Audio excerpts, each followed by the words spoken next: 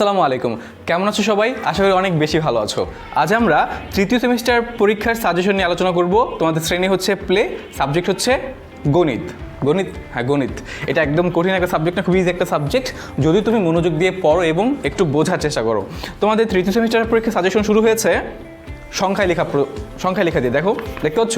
তোমরা আগে বলে রাখি, সেটা হচ্ছে যে তোমরা প্রত্যেকে কিন্তু এই যে শিটটা আছে সাজেশন তৃতীয় সেমিস্টারের, তোমরা এটা সবাই কালেক্ট করবা নিজের কাছে, ঠিক আছে? তাহলে এটা দেখে দেখে পড়তে পারবা, তাহলে তোমাদের পরীক্ষার জন্য খুবই ইজি হয়ে যাবে এবং তুমি পরীক্ষায় ফার্স্ট হবা। ওকে, আচ্ছা। সো কথা হচ্ছে যে আমরা প্রথমে কি করব, সংখ্যায় লিখবো। সংখ্যা লেখার ব্যাপারটা কি বলতো, 1 থেকে 50 পর্যন্ত, অর্থাৎ এভাবে দেওয়া আছে 1 থেকে 50, তোমাদের যে কোনো সংখ্যা আসতে পারে, তোমাকে বলবে যে এটা থেকে এ পর্যন্ত লেখো। তখন তুমি কি করবা, 1 2 3 4 5 6 7 8 9 10 করে 1 থেকে 50 পর্যন্ত লিখে যাবা, জাস্ট সংখ্যাটা 1 2 3 4 এরকম করে, কথা কিছু লিখতে হবে না, কেমন? সো এটা হচ্ছে তোমার 1 থেকে 50 পর্যন্ত তুমি লিখে যাবা। যদি কোনো বুঝতে সমস্যা হয়, আব্বু আছে, আম্মু আছে, বা বাসায় যারা আছে অভিভাবক আছে, তাদের থেকে হেল্প নিবা।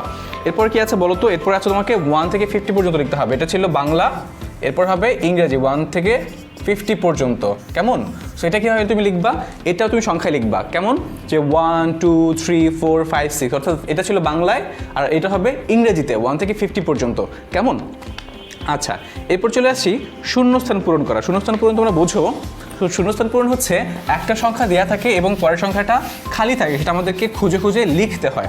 যেমন আমরা যদি বলি, সেটা হচ্ছে এমন থাকতে পারে যে 1 শূন্যস্থান শূন্যস্থান 4, আবার শূন্যস্থান 5 শূন্যস্থান, অর্থাৎ এরপরে কি হবে, তুমি যদি 1 থেকে 50 পর্যন্ত মুখস্থ জানো, তোমার যদি জানা থাকে সংখ্যাগুলো, সেক্ষেত্রে তুমি ইজিলি বলতে পারবা যে 1-এর পরে খালি ঘরে কি হবে। হ্যাঁ, 1-এর পরে হবে 2, তারপরে হবে 3, এরপরে 4টা দেয়া থাকে বা 4টা দেয়া আছে, এরপরে হবে কত, 5। দেখছো আমি এখানে ভুল করেছি, এখানে কত হবে 6, তারপরে খালি ঘরে হবে 7। অর্থাৎ তুমি যদি 1 থেকে 50 পর্যন্ত মুখস্থ জানো, এরপর যদি এরকম খালি ঘর তোমাকে দেওয়া হয়, তুমি ইজিলি সেটা করতে পারবা, কেমন? অর্থাৎ তোমাকে কি করতে হবে, প্রথমে 1 থেকে 50 পর্যন্ত মুখস্থ করে ফেলতে হবে। আচ্ছা, এরপরে দেখি কি আছে, শূন্যস্থান একই রকম করে 1 থেকে 50, অর্থাৎ এখানে যেটা ছিল সেটা ছিল 1 থেকে 50 পর্যন্ত, কেমন? শূন্যস্থান পূরণ, অর্থাৎ 1 থেকে 50-এর ভেতরে আসবে শূন্যস্থান। আর এখানে কি হবে, সেটা হবে 1 থেকে 50 পর্যন্ত। এটা কীভাবে আসতে পারে, এটা আসতে পারে এরকম করে যে ধরো 20 খালি ঘর, তারপর হবে 22 খালি ঘর।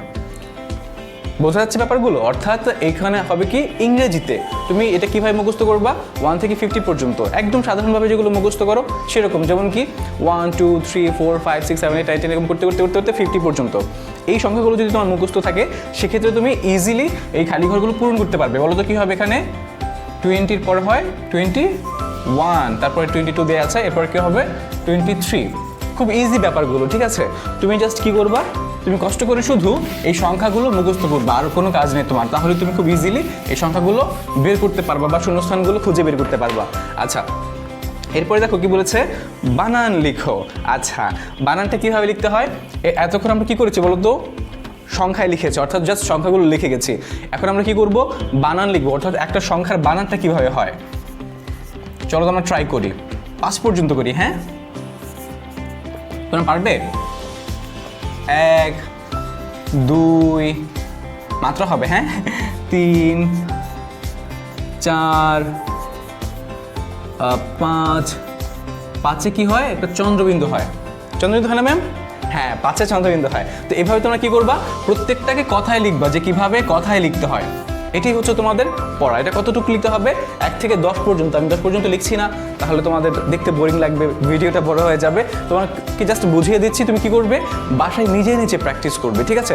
আব্বু অথবা আম্মুর সাহায্য নিয়ে। এরপরে কি আছে দেখো, এরপরে আছে 1 থেকে 10 পর্যন্ত, অর্থাৎ 1 to 10।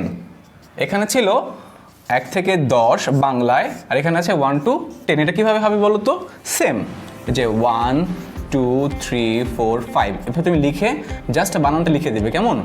বানানটা লিখি, ONETWOTHREFOUR4FIVE।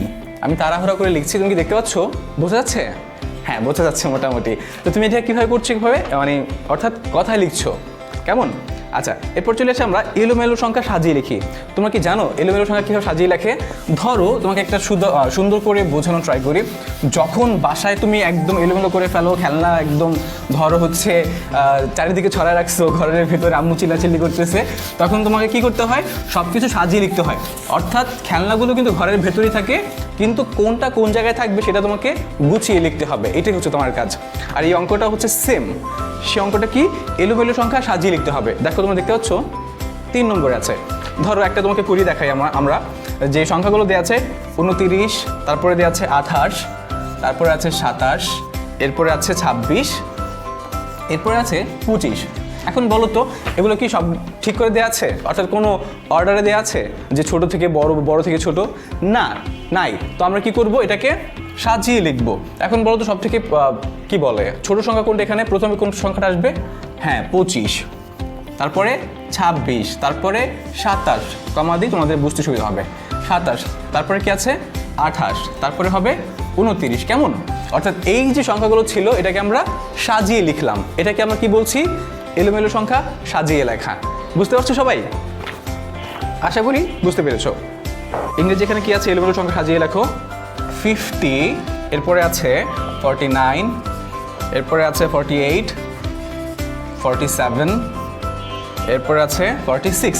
এখন তোমরা বলো তো এখানে প্রথমে কোন সংখ্যাটা আসবে? কে বলতে পারছো? বলো তো। 46 হচ্ছে সব থেকে ছোট সংখ্যা। তারপরে কি আছে? 47, 48, 49 অ্যান্ড দেন 50। অর্থাৎ কোনো একটা সংখ্যা এলোমেলোভাবে সাজিয়ে দেয়া থাকবে, যার কোনো মানে থাকবে না। তুমি খুঁজে বের করবা যে কোন সংখ্যাটা প্রথমে আছে, তারপরে সেই অনুযায়ী প্রত্যেকটা সংখ্যা লিখে ফেলবা। কেমন? এটাই হচ্ছে তোমার এলোমেলো সংখ্যা সাজিয়ে লেখো। এরপরে দেখো কি আছে 4 নম্বরে। দেখতে পাচ্ছ তোমাদের হাতে যেটা আছে সেটা একটু খেয়াল করো, তাহলে বুঝতে পারবা যে আগের, মাঝের ও পরের সংখ্যা লেখো। খুবই ইজি। তো অর্থাৎ তোমাকে এখানে কি করতে হবে? সংখ্যাগুলো জানতে হবে 1 থেকে 50 পর্যন্ত, যে কি সংখ্যাগুলো ছিল। 1 থেকে 50 অ্যান্ড বাংলা হবে 1 থেকে 50। তো এখানে দেখো কি আছে? আগের, মাঝের ও পরের সংখ্যা লেখো। আমরা লিখে দিই তোমাকে 13, এরপরে আছে 14, এরপর হচ্ছে খালি ঘর। এখন তোমরা বলো তো 13 এবং 14 পরের সংখ্যাটা কি হয়? খুবই সহজ। 13 এবং 14 পরে হবে 15, তাই না? আচ্ছা, এটা আমরা দেখলাম। আরেকটা দেখাই, যেখানে তোমার কি হচ্ছে মাঝের সংখ্যাটা লিখতে হবে। মাঝের সংখ্যাটা কীরকম? 40 দিয়ে আছে, এরপরে খালি ঘর, এরপরে দিয়ে আছে 42। এখন বলো তো এইখানে কি হবে? মাঝখানের সংখ্যাটা 40। 40-এর পরে কি হয় বলো তো রাফা? বলতে পারছো? 40-এর পরে হবে 41। হ্যাঁ, আচ্ছা। তো এই ছিল তোমার হচ্ছে কি মাঝের, আগের ও পরের সংখ্যা লেখার পদ্ধতিটা। অর্থাৎ তোমাকে সংখ্যা দেওয়া থাকবে আশেপাশে, তুমি জাস্ট ওই খালি ঘরে কি বসবে সেটা খুঁজে লিখে ফেলবা। কেমন? আচ্ছা, চলো আমরা তাহলে আমাদের অন্য একটা আইটেমে শিফট করি। দেখি পরবর্তী আইটেমে আমাদের জন্য কি অপেক্ষা করছে। তোমরা মনোযোগ দিয়ে ক্লাসটা দেখো। আশা করি যদি ক্লাসটা মনোযোগ দিয়ে দেখো তাহলে তোমাদের বুঝতে আর কোনো প্রবলেম হবে না। এরপরে আছে সংখ্যা পরিবর্তন। অর্থাৎ একটা সংখ্যা দেওয়া আছে একটা ভাষায়, সেটাকে আমরা অন্য একটা ভাষায় লিখব। কঠিন লাগতেছে? আচ্ছা, ইজি করে চলো। সেটা কি দেওয়া আছে আমাদের বলো তো? 43 দেওয়া আছে। এই যে সংখ্যাটা দেওয়া আছে এটা কি সংখ্যা দেওয়া আছে? বাংলা। এটা যদি আমরা ইংরেজিতে নিয়ে যাই তাহলে কি হবে? 43। বুঝতে পারছো? আচ্ছা, আরেকটা দেখাই তোমাদের। এখানে ধর তোমার দেওয়া আছে কত দিতে পারি? 25। 25 হচ্ছে বাংলা সংখ্যা। এটাকে যদি আমরা ইংরেজিতে নিয়ে যাই তখন কি হবে? 25। খুব ইজি না ব্যাপারগুলো? হ্যাঁ, অর্থাৎ আমরা সংখ্যা পরিবর্তনের ক্ষেত্রে একটা সংখ্যা দেওয়া থাকবে এক ভাষা, অর্থাৎ বাংলা হতে পারে, ইংরেজিতে হতে পারে, সেটাকে আমরা সেখান থেকে অন্য একটায় নিয়ে যাব। ঠিক আছে? এটাই হচ্ছে আমাদের সংখ্যা পরিবর্তন। তো চলো আমরা অন্য একটা আইটেম দেখি। আবার তোমরা শুধু মনোযোগ দিয়ে দেখতে থাকো, তাহলেই তোমাদের হয়ে যাবে। কেমন? তোমাদের জন্য এগুলো খুবই ইজি, আমি জানি তোমরা সবাই এগুলো পারো। দেখি এখানে কি আছে? দাগ টেনে মিলকরণ। দেখতে পাচ্ছ? একটু ক্লোজ করি তোমাদের জন্য। কি আছে? দাগ টেনে মিলকরণ। সেখানে আমাদের কি করতে হবে? যে দাগ টেনে মেলাতে হবে। তো এখন আমরা কি করব? এখন করব আমরা দাগ টেনে মিলকরণ। অর্থাৎ একটা সংখ্যা দেওয়া আছে, ধর বাংলার একটা সংখ্যা এখানে দেওয়া আছে, আর এই পাশে দেওয়া আছে আরেকটা সংখ্যা। এখন তোমাকে খুঁজে বের করতে হবে এই পাশের সংখ্যার সাথে এই পাশের সংখ্যা কোনটা মিলছে। চলো আমরা একটু দেখি তাহলে। এখানে দেখো কি আছে? 49। কত আছে বলো তো? দেখতে পাচ্ছ? এখানে আছে 49। এইখানে 49-এর সাথে এখানে কোথায় 49 আছে ইংরেজিতে সেটা আমাদেরকে খুঁজে বের করে দাগ টেনে মিল করতে হবে। চলো আমরা একটু ট্রাই করি। না, এই মাঝখানে দাগটা হবে না, সরি। হ্যাঁ, তাহলে আমরা একটু ট্রাই করি, চলো। এই যে 49 আছে, এই পাশে মানে কোথায় 49 আছে বলো তো? হ্যাঁ, এই যে 49, একে আমরা এভাবে দাগ টেনে জাস্ট মিলিয়ে দেবো, কেমন? এখানে 44 আছে, এখানে 44 কোথায় আছে? 44, এই যে 44, দেখেছো? দাগ টেনে আমরা মিল করে দিলাম। 48, এখানে 48 কোথায় আছে? একদম উপরে, দেখছো কত ইজি, হ্যাঁ, দাগাদাগি করা। এরপরে দেখো কি আছে? 24, এখানে 24 কোথায় আছে? এই যে 24, এখানে কত আছে? 18, এখানে কোথায় আছে বলো তো? এই যে 18, দেখছো? তোমাদের জন্য কত মজার পড়াশোনা, জাস্ট দাগাদাগি করছো। এরপরে কি আছে বলো তো? সব কি আমরা লিখে ফেলেছি?